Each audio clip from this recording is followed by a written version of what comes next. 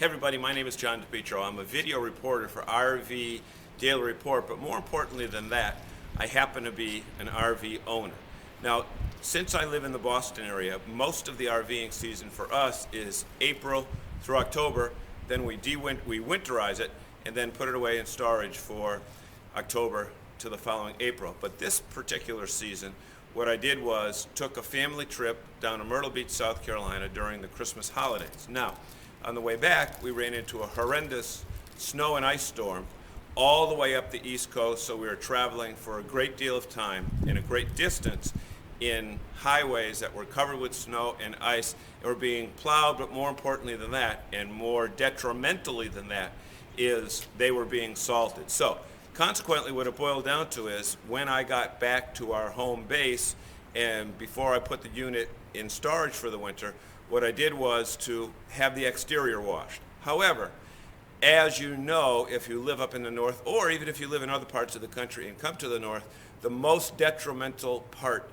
of RV damage is rot from salt. So, recently, in fact, just last week, when I stopped at the RV dealership that does the dewinterizing, I asked the service person there. In fact, they were RVs R Us in North Oxford, Mass. Highly recommend them.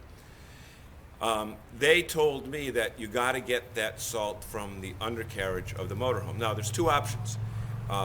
One is to lie underneath it with a hose, a high-pressure hose, and wear a wetsuit with goggles. The other option is what I'm going to show you right now. Here's what I did.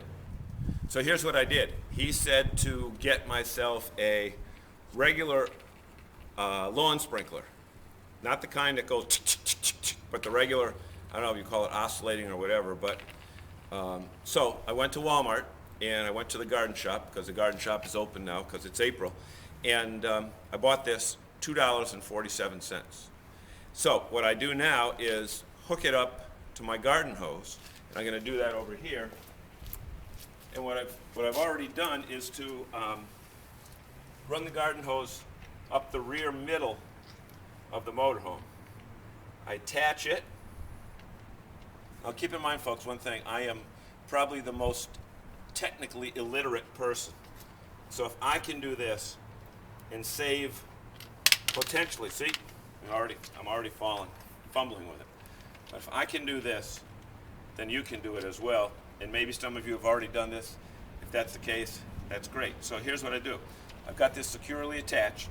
I put it under the motorhome. Use a broom handle to put it just about, come on down here. Put it just about underneath the middle, like that. And then I go turn on the water.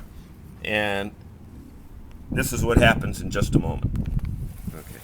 So now what I've done is, what you can see underneath is that is going up under the body of the motorhome. And I'm going to go to the back. Here's the hose right here, and then what I'll do is pull it toward the rear, and I get the whole thing cleaned up. I'm going to go up a little bit closer. Hopefully we won't get too wet, but you can see what we're doing is getting up into those cracks and crevices that there's no way you'd be able to do on your own. You can see the amount of water that's coming out underneath, and I'm going to start pulling it toward the rear. So you can see from underneath what we've got is pretty much a underbody car wash, and certainly much more economical than those car washes, and you can control the flow of the water. And it may be that you have to do it a couple different sizes, a couple different runs through to get it all, but you've got water going up into the undercarriage that you would never get otherwise just by washing it from the side. Now, for those people that are saying, hey, you know, you're going to damage the engine that way, or you're going to damage some of the other parts, I checked with my service person, and he said that's not an issue. I don't have the pressure on too high, and you can see it is doing its job. So, with that being said, I'm just going to pull the hose more toward the back, and this is John DePietro from underneath my RV for RV Daily Report. Have a great day.